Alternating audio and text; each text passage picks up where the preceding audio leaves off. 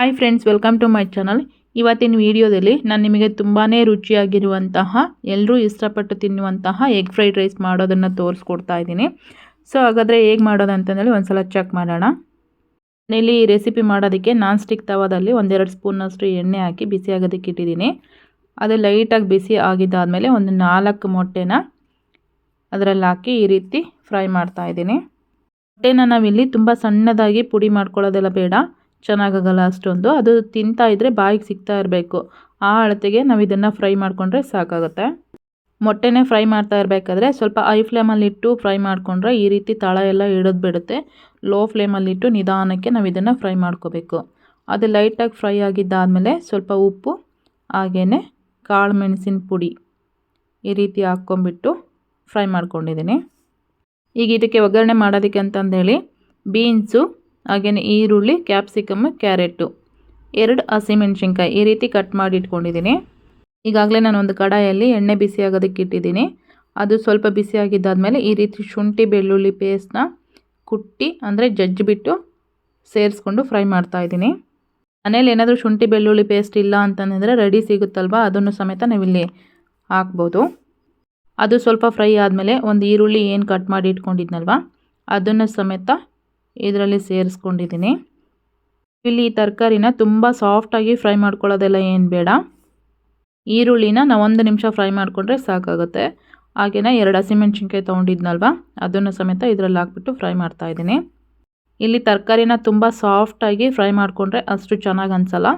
ಒಂದು 50% ಫ್ರೈ ಮಾಡಿಕೊಂಡ್ರೆ ಸಾಕಾಗುತ್ತೆ. ತಿನ್ನಬೇಕಾದ್ರೆ ಕ್ರಿಸ್ಪಿಯಾಗಿರಬೇಕು, ಹಾಗೆಯೇ ತಿಂತಾ ಇರಬೇಕಾದ್ರೆ ತರಕಾರಿ ಬಂದುಬಿಟ್ಟು ಬಾಯಿಗೆ ಸಿಗ್ತಾ ಇರಬೇಕು. ಈಗ ಕಟ್ ಮಾಡಿ ಇಟ್ಕೊಂಡಿದ್ನಲ್ವ ತರಕಾರಿ, ಕ್ಯಾಪ್ಸಿಕಮ್ಮು, ಕ್ಯಾರೆಟು ಹಾಗೆ ಬೀನ್ಸು ಇವನ್ನು ಸಮೇತ ಇದರಲ್ಲಿ ಹಾಕ್ಕೊಂಬಿಟ್ಟು ಹೈ ಫ್ಲೇಮಲ್ಲಿ ಇಟ್ಬಿಟ್ಟು ಒಂದು 3 ನಿಮಿಷ ನಾವು ಇದನ್ನು ಫ್ರೈ ಮಾಡಿಕೊಂಡ್ರೆ ಸಾಕಾಗುತ್ತೆ. Egg fried rice, egg rice ಈ ಥರದ ಐಟಮ್ಸ್ಗಳೇನಿದೆಯಲ್ಲ ಯಾವಾಗಲೂ ಔಟ್ಸೈಡ್ ತಿನ್ನೋದಕ್ಕೆ ಇಷ್ಟಪಡ್ತಾ ಇರ್ತೀರಲ್ವ. ಸೊ ಸಿಂಪಲ್ಲಾಗಿ ಮನೇಲೇ ಈ ಥರ ಟ್ರೈ ಮಾಡಿ ಮತ್ತೆ ಮತ್ತೆ ಮಾಡ್ತಾನೆ ಇರ್ತೀರ. ಈಗ ರುಚಿಗೆ ತಕ್ಕಷ್ಟು ಉಪ್ಪನ್ನು ಸಮೇತ ಸೇರಿಸ್ಕೊಂಡಿದ್ದೀನಿ ನಾನು. ಈ ಥರ ನೀವು ಮನೇಲಿ ಒಂದು ಸಲ ಟ್ರೈ ಮಾಡಿ, ಮಕ್ಕಳಿಂದ ಹಿಡಿದು ತುಂಬ ದೊಡ್ಡೋರ್ವರೆಗೂ ತುಂಬಾ ಇಷ್ಟಪಟ್ಟು ತಿಂತಾರೆ. ಹಾಗೆಯೇ ಮತ್ತೆ ಮತ್ತೆ ಮಾಡಿಕೊಡಿ ಅಂತ ಕೇಳ್ತಾನೆ ಇರ್ತಾರೆ. ಔಟ್ಸೈಡ್ ಗಾಡಿಗಳಲ್ಲಾಗಿರ್ಬೋದು ಅಥವಾ ರೆಸ್ಟೋರೆಂಟ್ಗಳಲ್ಲಿ ಸಿಗುತ್ತಲ್ವ, ಅದೇ ಟೇಸ್ಟಲ್ಲೇ ನಾವು ಮನೆಯಲ್ಲೇ ರೆಡಿ ಮಾಡ್ಕೋಬೋದು. ಇದನ್ನು ಮಾಡೋದಕ್ಕೂ ಸಹ ತುಂಬ ಟೈಮೆಲ್ಲ ಬೇಕಾಗೋದಿಲ್ಲ. ಒಂದು 5 ನಿಮಿಷದಲ್ಲೇ ನಾವು ಈ ರೆಸಿಪಿನ ರೆಡಿ ಮಾಡ್ಕೋಬೋದು. ಬೆಳಗ್ಗೆ ಟೈಮಲ್ಲಿ ತಿಂಡಿ ಮಾಡೋದಕ್ಕೆ ಟೈಮ್ ಇಲ್ಲ ಅಂತಂದಾಗ ಈ ರೆಸಿಪಿನ ಕ್ವಿಕ್ಕಾಗಿ ಮಾಡ್ಕೋಬೋದು. ಹಾಗೆಯೇ ಮಕ್ಕಳಿಗೂ ಲಂಚ್ ಬಾಕ್ಸಿಗೂ ಸಹ ಆಗುತ್ತೆ. ಈವ್ನಿಂಗ್ ಟೈಮಲ್ಲೂ ಸ್ನ್ಯಾಕ್ಸ್ ಆಗಿಯೂ ಸಹ ನಾವು ಈ ರೆಸಿಪಿನ ಮಾಡ್ಕೋಬೋದು. ನೋಡಿ, ನಾನಿಲ್ಲಿ ತರಕಾರಿನ ಇಲ್ಲಿವರೆಗೂ ಫ್ರೈ ಮಾಡ್ಕೊಂಡಿದ್ದೀನಿ. ಈಗೆಲ್ಲ ತರಕಾರಿ ರೆಡಿ ಆಗಿದೆ. ಈ ರೀತಿ ಫ್ರೈ ಆದಮೇಲೆ ನಾನು ರೆಡಿ ಮಾಡಿ ಇಟ್ಕೊಂಡಿದ್ನಲ್ವ ಆ ರೈಸನ್ನು ನಾನಿಲ್ಲಿ ಸೇರಿಸ್ತಾ ಇದ್ದೀನಿ. ರೈಸ್ ಆದಷ್ಟು ಬಿಡಿ ಬಿಡಿಯಾಗಿರಬೇಕು, ಹಂಗಾದರೆ ಇದು ತಿನ್ನೋದಕ್ಕೆ ಚೆನ್ನಾಗಿ ಅನಿಸುತ್ತೆ. ಒಂದು ವೇಳೆ ರೈಸ್ ಬಂದುಬಿಟ್ಟು ತುಂಬ ಬಿಸಿಯಾಗಿತ್ತು ಅಂತಂದರೆ ರೈಸ್ ಹಾಕ್ಕೊಂಡಿದ್ದಾದಮೇಲೆ ಬಾಣಲಿಗೆ ಅದನ್ನು ಇಮ್ಮಿಡಿಯೇಟ್ಲಿ ಮಿಕ್ಸ್ ಮಾಡೋದು ಬೇಡ. ಒಂದು 2 ನಿಮಿಷ ಬಿಟ್ಬಿಟ್ಟು ಮಿಕ್ಸ್ ಮಾಡ್ಕೋಬೇಕು. ಹಂಗಾದರೆ ಅದು ಮೆತ್ತಗಾಗಲ್ಲ, ಹಾಗೆಯೇ ಉಂಡೆ ಕಟ್ಕೊಳ್ಳಲ್ಲ. ಅದು ಸ್ವಲ್ಪ ತಣ್ಣಗಾದ್ಮೇಲೆ ನಾವು ಮಿಕ್ಸ್ ಮಾಡ್ಕೋಬೇಕಾಗತ್ತೆ. ನೋಡಿ, ಈ ರೀತಿ ಎಲ್ಲ ಒಂದು ಸಲ ಮಿಕ್ಸ್ ಮಾಡ್ಕೊಳ್ಳೋಣ. ಈ ಥರ ರೈಸ್ನ ಒಂದು ಸಲ ಮಿಕ್ಸ್ ಮಾಡ್ಕೊಂಡಾದಮೇಲೆ ನಾನು 1 ಸ್ಪೂನ್ನಷ್ಟು ಕಾಳು ಮೆಣಸಿನ ಪುಡಿ ಹಾಗೆಯೇ 1 ಸ್ಪೂನ್ನಷ್ಟು ಸೋಯಾ ಸಾಸನ್ನು ಸೇರಿಸ್ತಾ ಇದ್ದೀನಿ. ಸಾಸನ್ನ ನಾವಿಲ್ಲಿ ಸ್ಟಾರ್ಟಿಂಗಲ್ಲೇ ಜಾಸ್ತಿ ಹಾಕ್ಕೊಂಡು ಮಿಕ್ಸ್ ಮಾಡ್ಕೊಳ್ಳೋದು ಬೇಡ. ಕಡಿಮೆ ಆಯಿತು ಅಂತಂದರೆ ನೋಡ್ಕೊಂಬಿಟ್ಟು ಇನ್ನೊಂದು ಸಲ ಹಾಕ್ಕೊಂಡು ಕಲಿಸ್ಕೊಂಡ್ರೆ ಸಾಕಾಗುತ್ತೆ. ನೋಡಿ, ನಾನಿಲ್ಲಿ 1 ಸ್ಪೂನ್ನಷ್ಟು ಸಾಸನ್ನ ಹಾಕ್ಕೊಂಡಿದ್ದಾದಮೇಲೆ ಈ ರೀತಿ ಮಿಕ್ಸ್ ಮಾಡ್ಕೊತಾ ಇದ್ದೀನಿ. ಕಡಿಮೆ ಅಂತ ಅನಿಸಿದರೆ ನಾನು ಇನ್ನೂ ಸ್ವಲ್ಪ ಹಾಕ್ಕೊಂಬಿಟ್ಟು ಮಿಕ್ಸ್ ಮಾಡ್ಕೊತೀನಿ. ಈಗ ಇದಕ್ಕೆ ಒಂದು ಅರ್ಧ ಹೋಳಷ್ಟು ನಿಂಬೆ ರಸನೂ ಸಮೇತ ಸೇರಿಸ್ತಾ ಇದ್ದೀನಿ.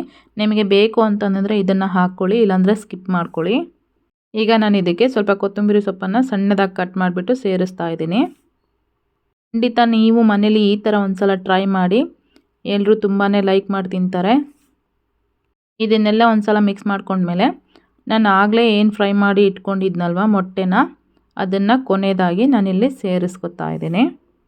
ಈ ಎಗ್ ಫ್ರೈಡ್ ರೈಸ್ ಮಾಡಬೇಕಾದ್ರೆ ಆದಷ್ಟು ಸ್ವಲ್ಪ ಕಾಳು ಮೆಣಸಿನ ಪುಡಿ ಏನಿರುತ್ತಲ್ವ ಅದನ್ನು ಸ್ವಲ್ಪ ಜಾಸ್ತಿನೇ ಹಾಕ್ಕೊಂಡ್ರೆ ಚೆನ್ನಾಗಿ ಅನಿಸುತ್ತೆ. ಹಾಗೆಯೇ ನಿಮಗೆ ಮೊಟ್ಟೆ ಎಷ್ಟು ಬೇಕೋ ಅಷ್ಟನ್ನು ಹಾಕ್ಕೊಳ್ಳಿ. ಜಾಸ್ತಿ ಬೇಕು ಅಂತಂದು ಅನಿಸಿದರೆ ನೀವು ಜಾಸ್ತಿ ಆ್ಯಡ್ ಮಾಡ್ಕೋಬೋದು ಇಲ್ಲಿ. ಫೈನಲಾಗಿ ಎಗ್ ಫ್ರೈಡ್ ರೈಸ್ ಈ ರೀತಿ ರೆಡಿಯಾಗಿದೆ ನೋಡಿ. ಹಾಗಾದರೆ ಫೈನಲ್ ಆಗಿ ಇವತ್ತಿನ ರೆಸಿಪಿ ನಿಮಗೆಲ್ಲ ಇಷ್ಟ ಆಗಿದೆ ಅನ್ಕೋತೀನಿ. ಇಷ್ಟ ಆಗಿದ್ದರೆ ಒಂದು ಲೈಕ್ ಮಾಡಿ, ಕಮೆಂಟ್ ಮಾಡಿ, ಶೇರ್ ಮಾಡೋದನ್ನು ಸಹ ಮರಿಬೇಡಿ. ಯಾರೆಲ್ಲ ಇನ್ನೂ ನಮ್ಮ ಚಾನಲನ್ನು ಸಬ್ಸ್ಕ್ರೈಬ್ ಮಾಡಿಲ್ಲ ಈಗಲೇ ಸಬ್ಸ್ಕ್ರೈಬ್ ಮಾಡ್ಕೊಳ್ಳಿ. So thank you.